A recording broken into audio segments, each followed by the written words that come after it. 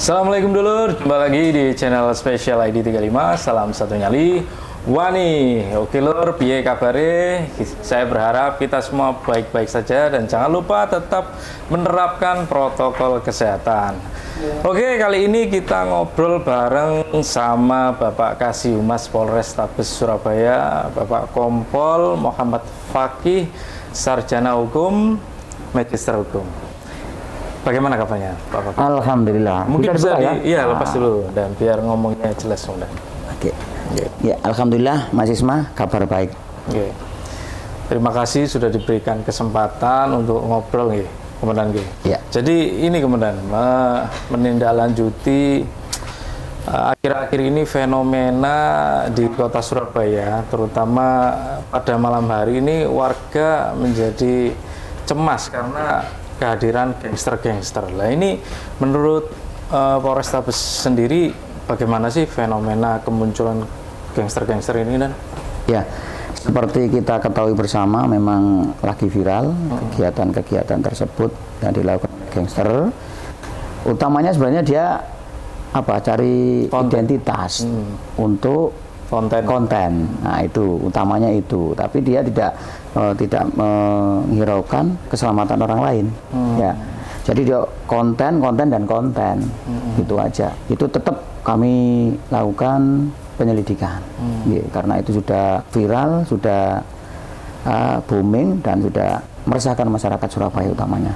Kami dari Polrestabes Surabaya sudah melakukan upaya-upaya, diantaranya patroli ya di daerah-daerah rawan kegiatan tersebut. Kemudian kami juga sudah membentuk sesuai dengan perintah dari Bapak Kapolri, membentuk tim anti bandit, tim anti begal. Kemudian kita berdayakan semuanya polsek-polsek yang ada kita untuk melakukan patroli-patroli di daerah rawan tersebut. Dan selama ini apa Polrestabes Surabaya sudah melakukan penangkapan dan untuk kelompok-kelompok gangster ini?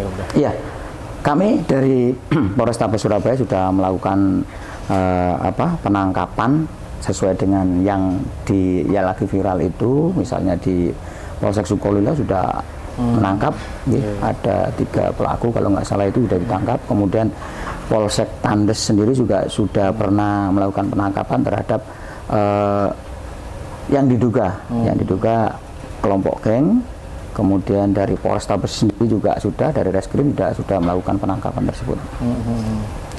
Dan kebanyakan ini gangsternya itu masih di bawah umur, Komandan. Iya.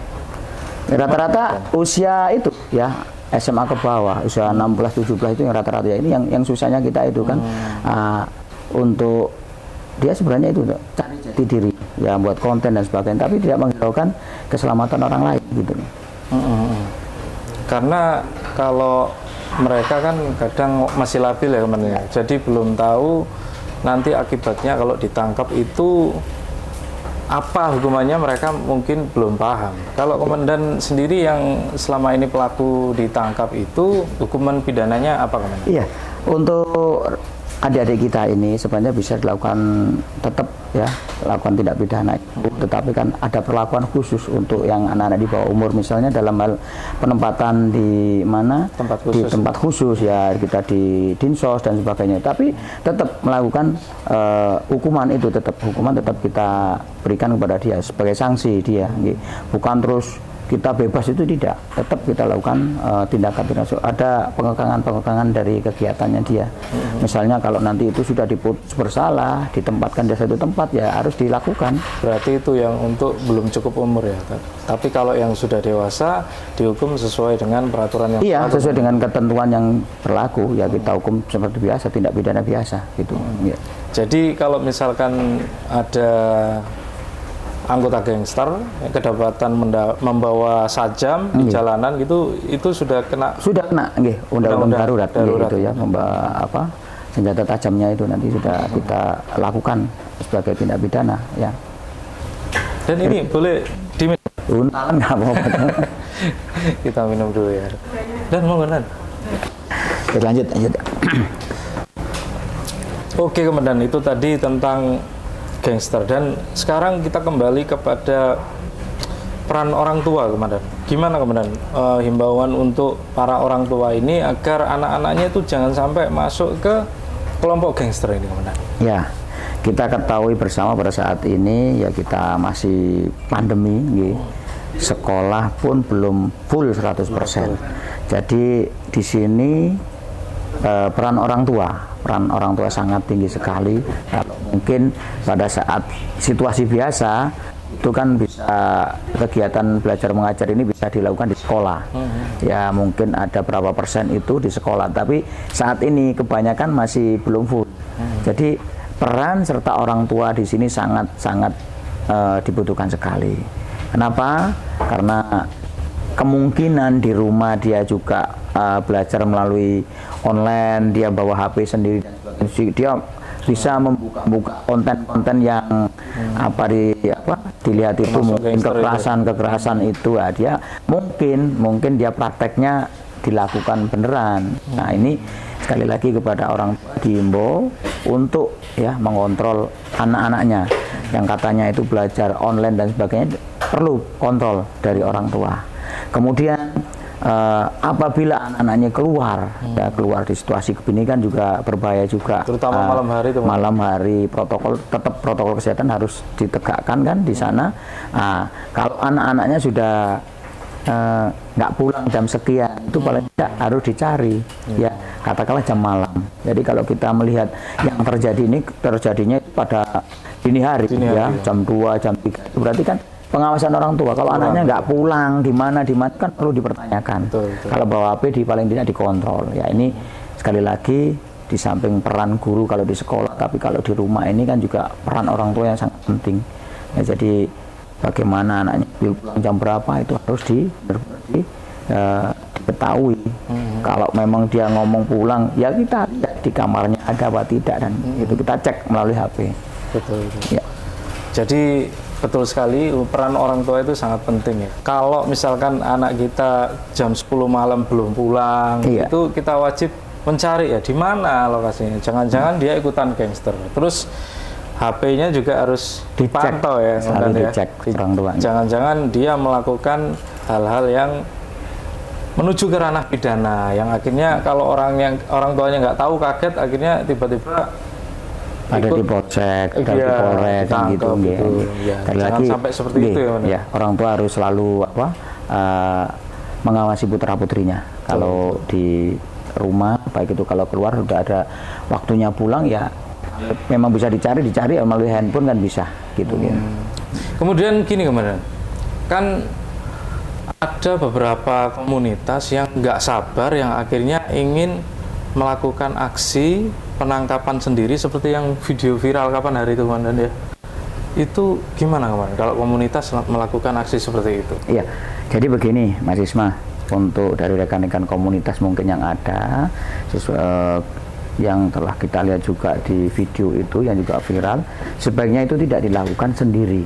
Ya, paling tidak kalau dia dapat informasi, segera informasikan kepada kami, ya Polres ataupun Polsek.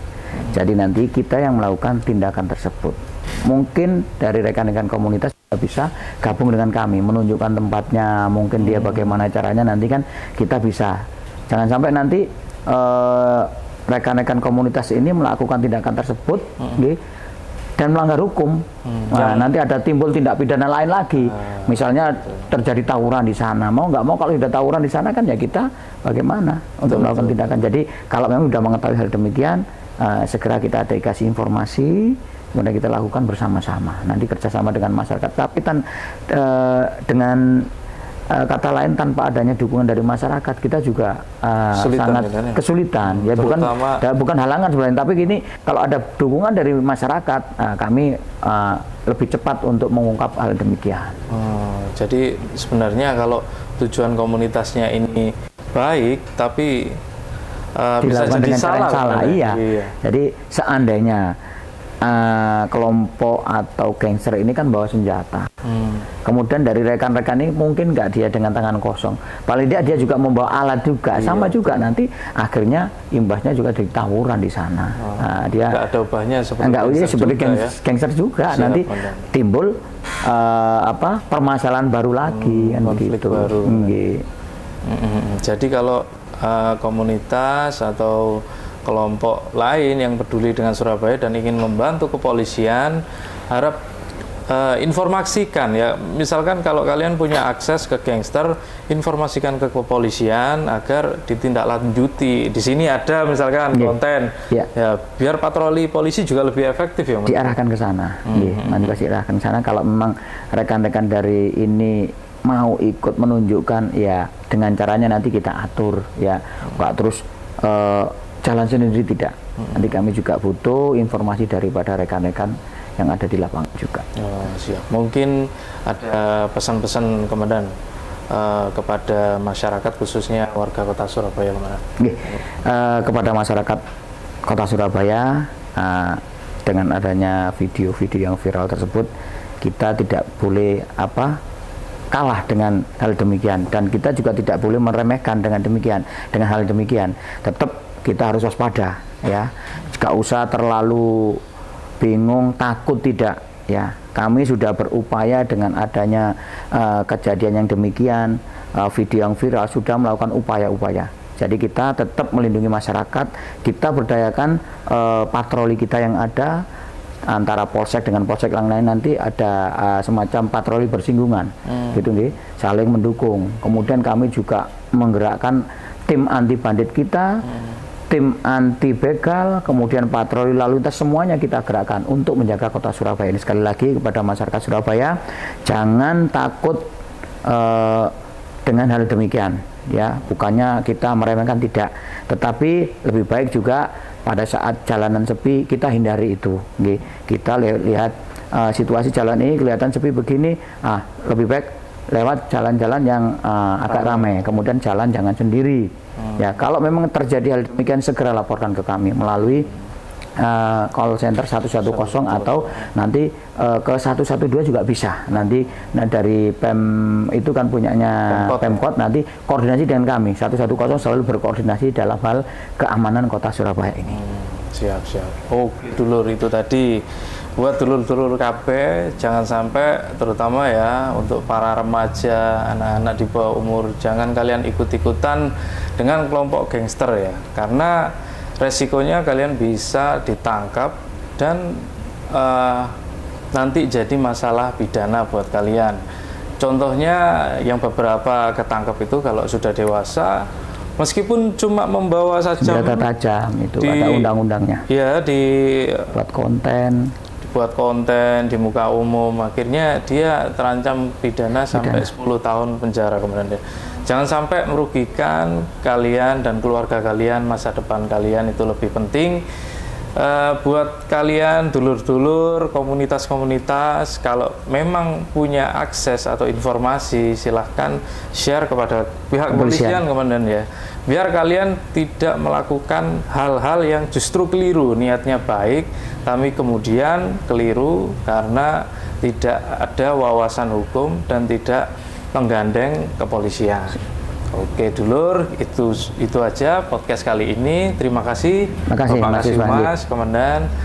Kita selalu berkoordinasi dengan Bonek, dengan Polrestabes Surabaya untuk menjaga Kota Surabaya. Oke dulur, sekian podcast ngobrol bareng Bapak Kasih-Humas Polrestabes Surabaya. Matur nuwun atas waktunya, Komandan. Jangan lupa kalau kalian punya saran, usul, bisa klik di kolom komentar. Jangan lupa like, subscribe, dan share videonya. Oke, ya wes, gitu aja dulur. Salam satu nyali, Wani Joko Surabaya.